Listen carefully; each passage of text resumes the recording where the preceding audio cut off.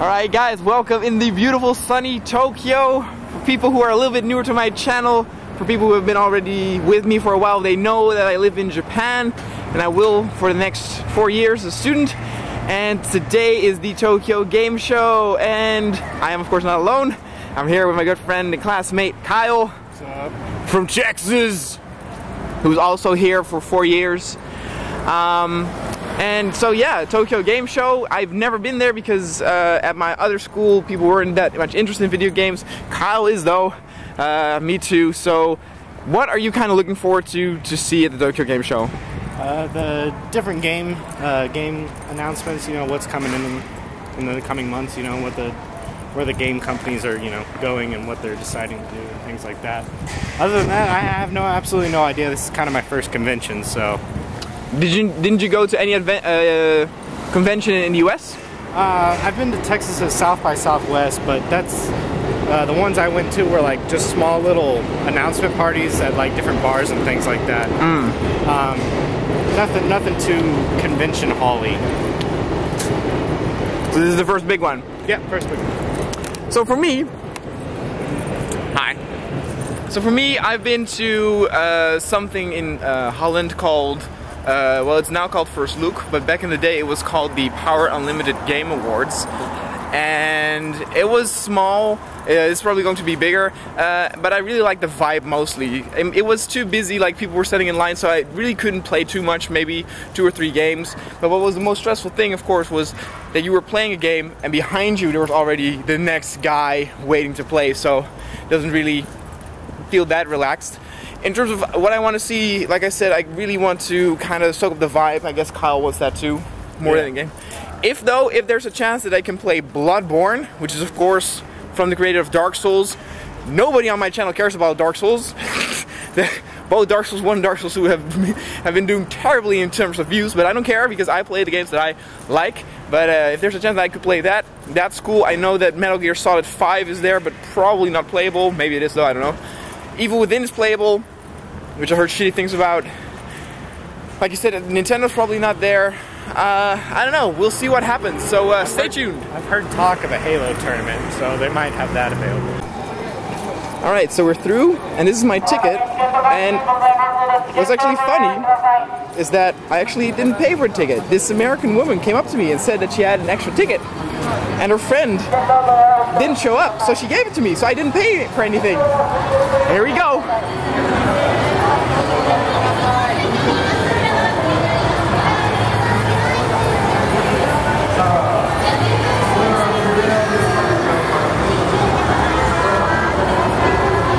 Oh snap, and we're in. Let's just go right and work our way around. We go right, we go right, we go right. Obviously a lot of foreigners too. This show is not as big as E3 though, or Gamescom for that matter, but it doesn't matter.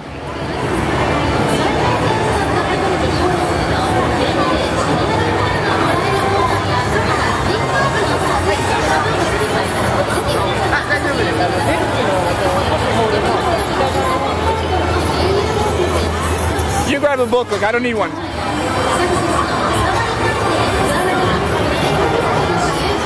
Well, it doesn't matter, I can't read a damn thing. Oh. However, the format will be nice. Oh yeah, we have a map. Bingo. Let's go.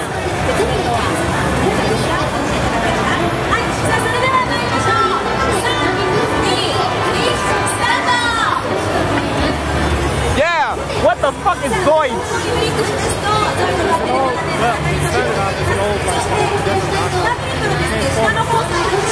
Things like that. I hope I can show you YouTube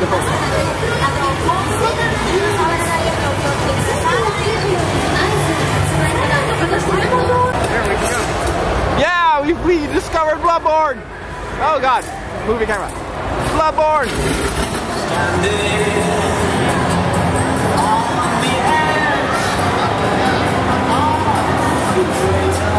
There's so much copyrighted music here. It's scary.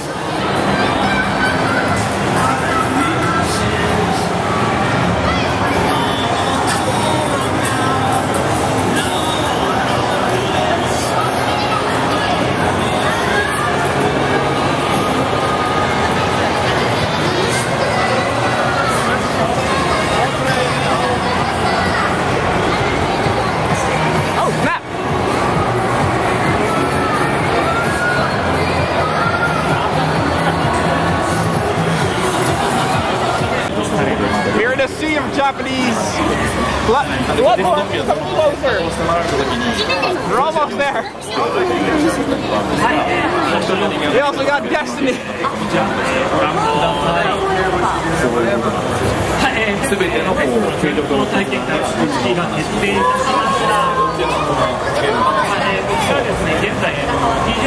And we have Yakuza 0, better known as the K0noa 0, which I'm very much a big fan of.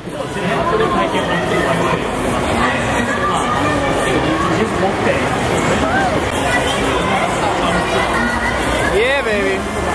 There's Bloodborne, and then there's this Daft Punk. Yeah. Of course, we need Ode Chambara here as well. Newest game.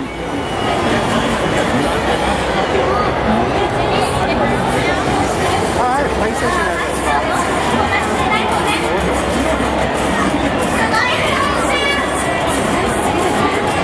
What?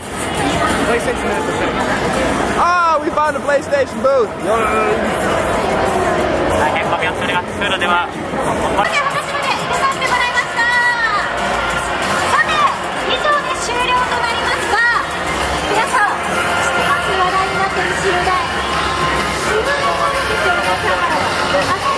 The Tomorrow Children, baby. The Tomorrow Children. Very cool.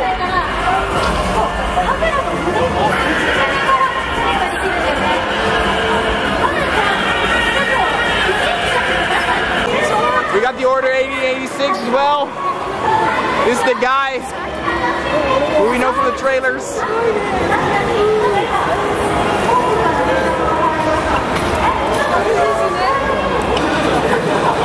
Of course, Monster Hunter, incredibly popular here.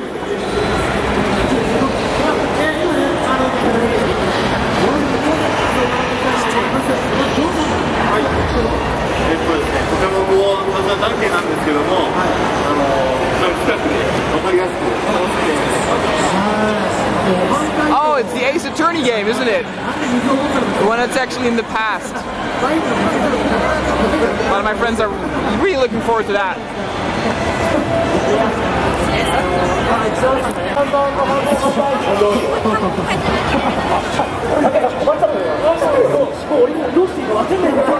Now we're going to Square. Scary, scary, because they like to copyright flag YouTube videos. Biohazard, baby.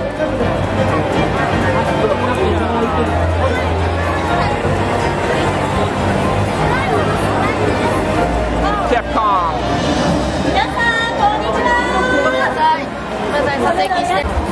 Oh my god, Kingdom Hearts. I have so much love for you. This is 2 though. I'm looking really forward to 3 though. There you go. Got something you can read. Yes! It's mine! I take dibs. No, it is so mine. If you want one, you can go back and grab your own. Yeah.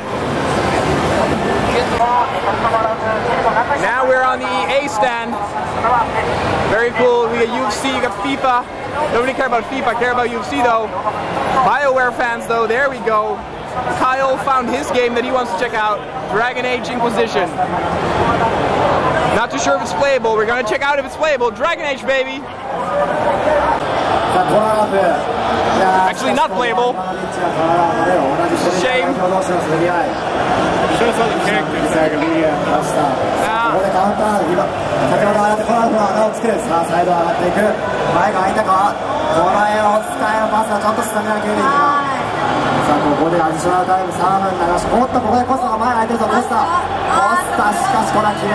We got Iron Man in there too.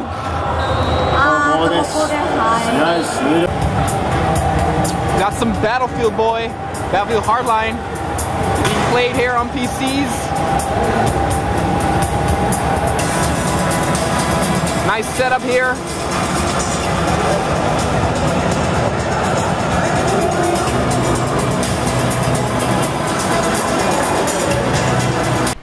Alright, and we are back from Tokyo Game Show 2014, during now a meal preparation. Kyle's still with me, and Kyle, this was your very first convention experience. Yep. What'd you think? I liked it. I liked it a lot. It was pretty cool. The lines were kind of weird, so you didn't really get too many hands-on gameplay, unless you were there like opening, I would assume. Because when we got there, the waiting was like 30 to 45 minutes, and so we really kind of walked around and just looked at everything. But everything had a big screen, so you got to see all the trailers and interviews and all that stuff like that. So it was that in of itself was pretty cool. And go ahead. What did you think of the Dragon Age Inquisition? Because that was kind of like your... Alright, I kind of got all excited, and we got there, and it wasn't... They didn't show anything in the game, but they did reveal what characters are going to be in there. So that was pretty cool, because they've been keeping that under wraps for a while now. Off the top of my head, I know Varys is coming back. Morgan's coming back. Liliana's coming back. Was it Vanessa, the chick who's doing the Inquisition in the second one? I haven't played the second one. I haven't played the first one. Cassandra. There we go, Cassandra. And then there were a couple of other ones that that I didn't recognize. So I know their names, but now I just don't know who they are. So. All right. Can you show the people the Shining Resonance thing? Oh, yeah. So we got some loot, not too many though. You only actually got really good loot if you were actually standing in line and actually got to play the game, which, Kyle already said, most of the lines were 45 to I don't know, 1 hour. We didn't want to wait that. And for the games that we did actually had that, or where we would actually do that, like Bloodborne, the lines were already so long that it was closed at like fucking 2 p.m. or something. Well, Bloodborne was closed when we got there. Yeah. There was no chance for that one. It was weird. And then we had a chance for Battlefield, but by the time we had gotten around the exhibit, they were already closed. Yeah. I think they had closed like 10 minutes before we got there. I got a nice flyer here, though, of GTA 5 for PS4. Nobody here in Japan fucking cares about that, though, I think. But, you know, it's fine and everything. PC owners are getting fucked, though, because we have to wait until January. But let's talk about the games that we did play. We only played 2. Let me just, before we talk about that, let me just say, see, people in the West, or video review companies, or game journalists, are really talking sort of negatively about the Tokyo Game Show. They stopped going there. Let me just tell you that I had a lot of fun while I was there, but I do admit it was very small, and there is indeed not too many big announcements going on. I understand why you would skip this if you were maybe a Western review site or something else. There was surprisingly a lot of Westerners there. Yeah. I think it's very attractive for Westerners when they're here on vacation. But also one thing that is annoying, and we have some footage of that, is just how stuck up some of the Japanese companies are. It's the same thing with YouTube, where pretty much all big Western game companies now have no problem with people actually streaming or making videos on YouTube. Yet a lot of Japanese companies sometimes are still a little bit difficult about that. And here they had actually a lot of stands where you could not film, where actually only official press was allowed to film, and so they had people walk around with like signs that would stand in front of the camera. Can you please cut this and lay on my burger, please? And it was pretty much the big companies like Square Enix, Capcom, PlayStation wouldn't let you. Yeah. Sega wouldn't let you. Yeah. And so we went to the indie booth, and you know, people always say that PAX is such a good convention to go to because it's all about the indies, you know, and just so relaxed. And that was exactly how it was. We were in line for this, or actually not even in line because there were hardly lines there. But we checked this game called I have it in my pants. I think I already put my tickets away. That's no, I got them right here. Yeah, so it's called, there we go, it's called Gangs of Space. It is being made by 2 guys that are here in Japan. They're Western. And we got free codes for the alpha. Don't show, people will steal.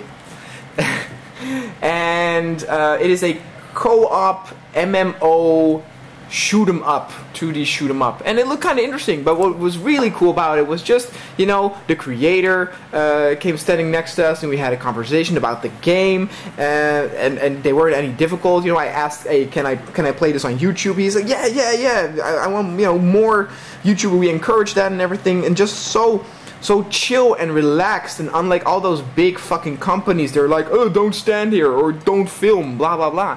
You know, just relaxed. And the other game that we checked out, which I guess is kind of an indie title, but it wasn't at the indie booth, is a game called La Mulana. Yeah, something like that. Yeah, La Mulana, it says. And it is for the PS Vita. It is a 2D, was it platformer, I guess? Platformer. Yeah.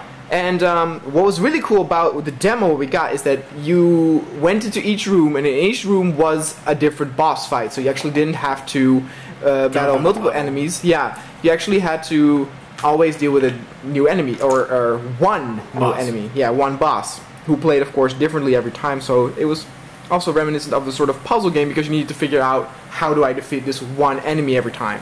Yeah. It was pretty cool because they unlocked your whole inventory, so you had access to, I would assume, most of the items. Yes.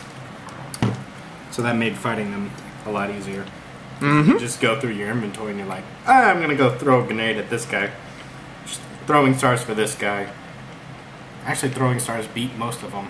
There was only really 2 guys that needed grenades, and the last one we couldn't. Well, I couldn't. You didn't make it that far, but there was this one guy where he was kind of like this floating black fuzzy thing with a red eye, and the only way to hurt him is kind of think like the boos from Mario. Like when you turn your back, they would move towards you. He had that whole thing going on, and when you were looking at him, he had his eyes closed. So when you hit him, it didn't hurt him. So you had to hit him when his eyes were open. So you had to like throw a grenade, bounce it off, run away, turn around, let him start running towards you, and then have the grenade detonate while he walks, you know, over the grenade. So that one got kind of complicated. I'm sure there's probably an easier way to do it, but as far as I could find out, that's the best we could do. We were also being helped by this this guy who was narrating everything, who was actually keeping an eye out on all the players, teaching them how to do stuff. And we got like a keychain from the character with it. That was actually the only sort of real goodie that we got. Like I said, you actually only got goodies if you were standing in line or if you would play games. Yep, so that's the main character, Indiana Jones lookalike. He is Indiana Jones. Yep. But that was pretty much about it. Like I said, with 2 games, there were a lot more on the indie booth though, but some of them were like tablet games, and I wasn't too much interested in that. And some of them were closed too. Some of them were closed, yeah. Like I said, Bloodborne. The moment we got there, we couldn't. Hello. Roommate. Say hello to YouTube. Anyway, the moment we arrived at Bloodborne, it was already closed. So yeah, that was the only game that I actually would have wanted to stand in line for. The other one was Battlefield Hardline, which I still haven't played. I know there was a beta for the consoles. Haven't played it. Or actually, maybe even PC too. But whatever. Anyway. Those were the 2 games that I kind of wanted to check out, and not much. For the other stuff, it's all trailers. You know, the new Ace Attorney was shown, couldn't film there. Phantom Pain was shown there, couldn't film there. Destiny was there. Destiny was there, but 45 minutes to wait, and we didn't really want to wait for a game that was already out officially. The Order 1886 was there randomly, but not playable, I think, or something. I don't know. The expansion to Phantasy Star Online 2 was also announced. It's Phantasy Star Online 2 Nova. I think it's for Android is what it was for. Yeah. It's, I think I got an ad for it. Yeah, right here. Oh, sexy girls over there. That's very nice. The cosplay was fun though. The cosplay was awesome. There were some pretty cool cosplays. Although I was kind of thrown off by the Inuyasha one. It was kind of like, why are you here?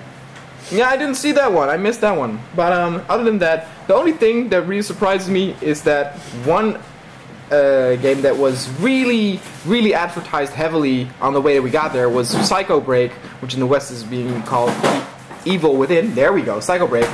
We couldn't find it. Now, at the end, we saw the map and we figured out where it was, and we walked around it. It was in Square Enix set. But you know, Square Enix is also a pain in the ass when it comes to copyright and YouTube. They even had the balls to actually cut Well, it was off. kind of hard because they shut off. They closed the part. Yeah, they closed off a part of the pathway. Let's see here. Yeah, right here. We were walking this way, and then they had this shut off. And then when we went around, we actually just kind of took a left right there and just skipped this whole back area. We didn't go back. So we kind of missed the whole fourth side of Square Enix. Yep, that's fine though. But yeah, that's pretty much it. It's gonna round up. So thank you guys for watching. Like I said, very fun. If you're in Japan, go for it. But like I said, it is not. Don't expect too big of a thing. It's just fun, soak up the mood. Also, one last thing I gotta say. On the way back, we did see a lot of people with goodies, with goodie bags, but they were all for one brand. I think you can safely say that all those people those people all just played one game, and then it was already time to go. They couldn't get into any more lines because it would take too long, so they closed the lines already. So pretty much, you know, don't go there if you expect to play a lot of games. Yeah, if they... Well, we got there at what, like 1? Yeah. So they had only been open for 3 hours? Mm-hmm. So I don't imagine they played too many games. True that. So, alright guys, thank you guys for watching. I hope you liked it.